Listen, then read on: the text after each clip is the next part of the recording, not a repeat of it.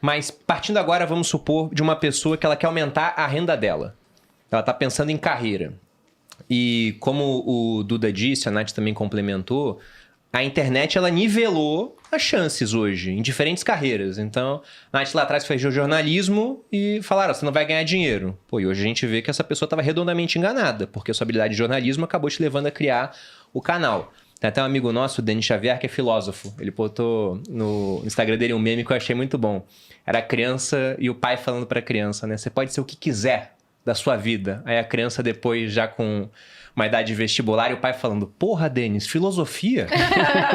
Tá de sacanagem, né? Mas hoje você tem filósofo ganhando muito dinheiro por conta da internet. O cara dá palestra, o cara escreve livro, ele fica famoso, né? Traz questionamentos lá da antiguidade que são super atuais. Mas pensando que vocês estão com 18 anos e vocês não vieram de uma família que tem condições, eles são pobres, que tipo de carreira vocês escolheriam? Como é que vocês fariam, assim, esse começo? Você acha que, tem que tentar fazer uma faculdade de cara, ou vai para alguma outra área primeiro, tenta trabalhar? Como é que seria esse começo de vida, na opinião de vocês? Quer começar? Bora. Vou falar algo polêmico. A última coisa que eu faria era uma faculdade. Acho que seria uma grande perda de tempo.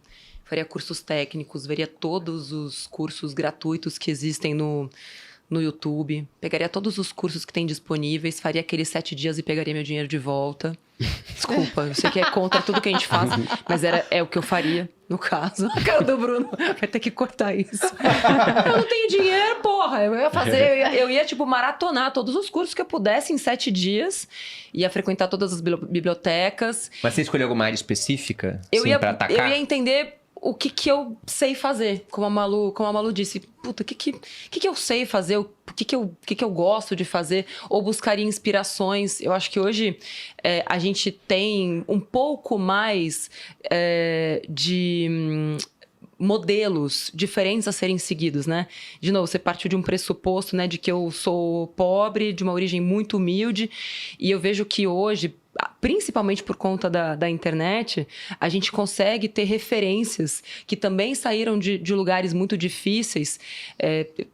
Trabalho muito, né, com mulheres pretas, periféricas e tal, e que ainda tem uma representatividade muito pequena, mas hoje existe alguma representatividade. Sim. Então, eu acho que a primeira coisa era buscar quem são as pessoas que saíram do lugar de onde eu saí e conseguiram chegar nesse lugar, não apenas pelo futebol ou pelo mundo das drogas ou pelo caminho, né, que não leva ninguém a lugar nenhum. Não tô falando do futebol, tá? Tô falando do caminho das drogas, que infelizmente quando a gente fala de periferia hoje, é o caminho...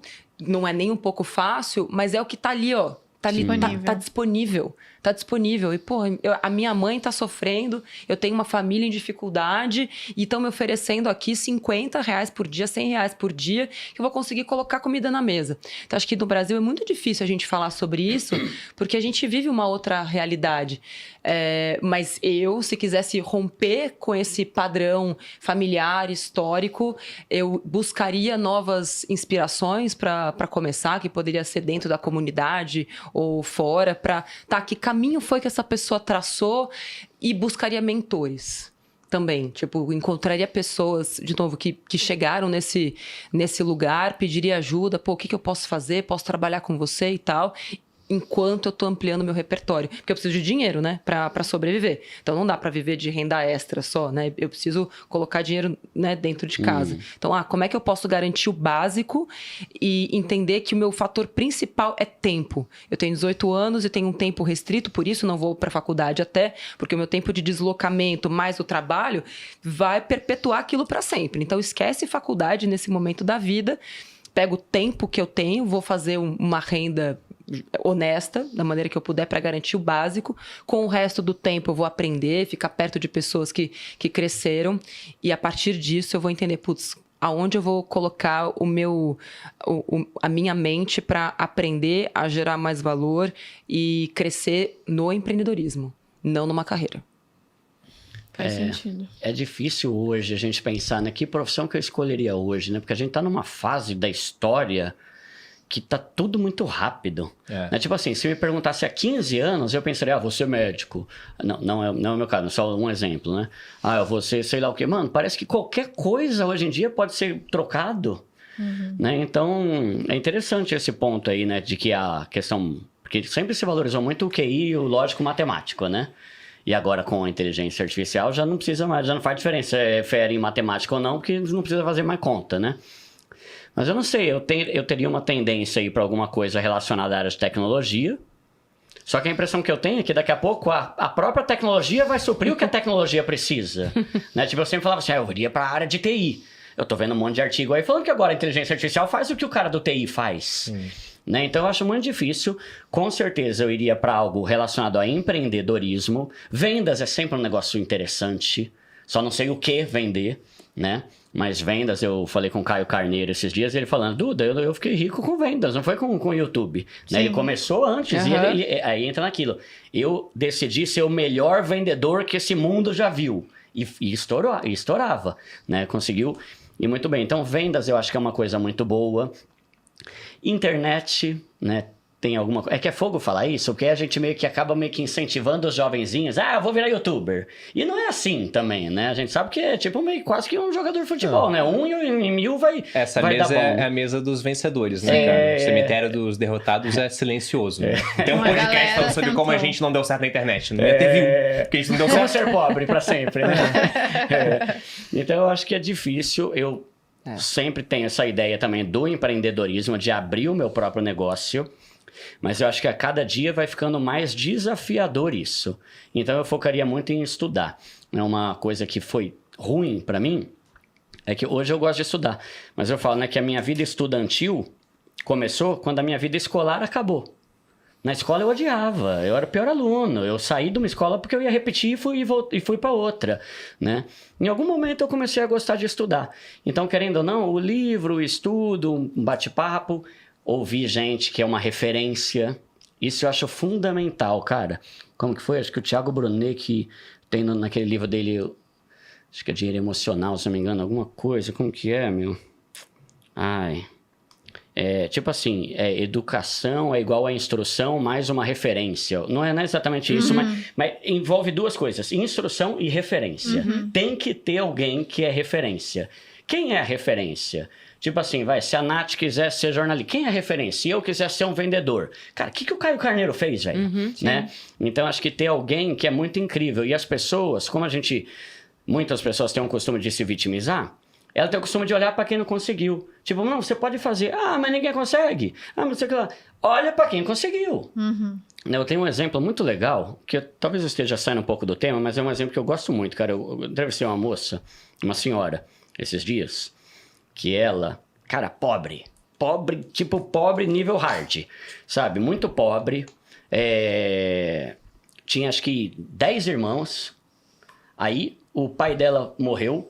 A mãe teve que ir trabalhar, né? E trabalhava tipo no campo lá, sabe? Esses bagulho bem zoadão mesmo, de trampo, de criar calo o dia inteiro, né? Aí ela, que era acho que a filha mais velha, devia ter 12 anos, 13, teve que começar a cuidar dos 9 irmãos, sei lá, e teve que começar a trabalhar de empregada doméstica para ajudar a mãe. Aí começou a trabalhar para sobreviver. Mas ela falou, né, lá no programa, eu sempre tive uma mentalidade, eu não vou morrer nessa pobreza desgraçada não nasci pra isso, né? E você vê, uma pessoa que morava no fim do mundo, não tinha o que a gente tem de acesso hoje, isso há 30 anos. Falou, não, eu não vou viver assim não. Começou a trabalhar, limpava as casas e tal. Aí chegou alguém e falou, você não quer começar a vender bolo para fazer uma renda extra? Ela falou, beleza, vou fazer um bolo e tal. Começou a fazer bolo, pegou as manhas, fez bolo bem pra caramba, conseguiu abrir uma primeira loja. Aí ela falou, cara, eu vou continuar trabalhando, porque isso aqui não dá o que eu quero ter. Eu quero ter uma vida boa mesmo.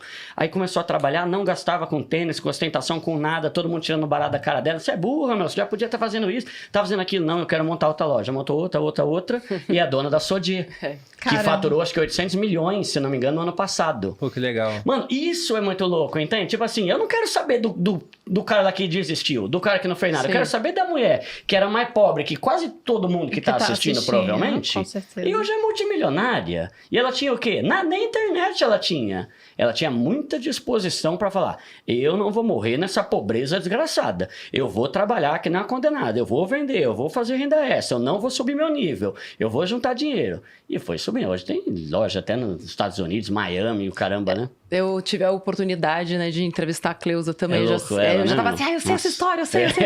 Já sabia o plot twist. Você começou Mas você contou a muito sorrir, bem. Mas você contou muito bem, foi muito bom. Tentei manter o segredo, né? E eu acho que é a questão da persistência, Bruno. Nada vai te dar resultado, acredito que em menos de 2 anos. Sim. Então, para a Cleusa poder ter o que ela tem hoje, né? Ou para começar a ter o primeiro resultado, a gente conta essa história, né? Mas lá se vão, acho que uns 40 anos, né? Que ela começou. Você trabalha muito tempo tendo muito pouco ou quase nenhum resultado, né? Mas é essa certeza de que você vai sair do outro lado, de que você vai chegar em algum lugar, de que vai valer a pena aquele esforço, mas é quase como você remar contra a maré e uma arrebentação que aparentemente nunca vai acabar. Você rema, tipo, agora tô surfando, né? Tipo, cara, você nunca passa, você tá com a prancha, aí o mar vem e te leva de novo. Você fala, mas eu não quero ficar na arrebentação e eu também não quero voltar pra praia. Então, assim, pelo menos aconteceu comigo, assim, eu não coloquei outra alternativa a não ser chegar na ilha, assim, sabe? Eu só vou parar quando eu chegar ali. E enquanto isso não aconteceu, eu não parei de remar. Tipo, teve vários momentos em que eu quase me afoguei, que eu quase morri no caminho, que você tem que deixar coisas pra trás e você vai se desapegando de pessoas, de confortos. Tipo, quando eu conto no livro, né? Quando eu pedi demissão, né? Sem saber, tipo, eu só coloquei uma coisa na minha cabeça: esse negócio tem que dar certo. E que quando eu cheguei a primeira vez, né, numa empresa e perguntaram, Natália, de onde? E aí, putz, até então eu era a Natália da Record, né? E você fala, puta que pariu, como é que eu vou falar que é a Natália da Me Poupe? Né? Aí falei, Me Poupe. A pessoa, o quê? Tipo, que é isso? Nossa, não te fiz nada, né, menina? Ignorante, né? Falei, não, Me Poupe é o nome da empresa. Tipo, toda sem jeito. Mas assim, você... Não, tem que bancar. Eu vou bancar isso aqui, sabe? Hoje não é nada, mas no futuro vai ser alguma coisa, sabe? Você tá me vendo aqui, mas a visão diminuída... Vou falar um negócio bem de coach, tá? Não sei se tá no Rock Balboa também. Eu sinto que a visão diminuída de você pode estar nos outros. As pessoas vão te olhar e vão te diminuir. Mas você não pode se enxergar assim. Você precisa se enxergar do tamanho que você é, sem permitir que ninguém te coloque numa caixinha menor do que aquela que você já viu que você pode chegar, entendeu? E várias vezes fizeram isso. Quando eu pedi demissão da Record, eu tava no banheiro. E escutei, eu falei, nossa, coitada, né? Internet não dá dinheiro. Olha aí. Isso é pra você aprender a nunca mais me esnobar. Como diria a filósofa Kelly Key, né? Baba, baby, né?